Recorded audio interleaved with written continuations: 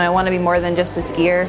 I want to be a fierce competitor, but also someone that never gives up. You know, it's not all about the medals. It's also about the experience.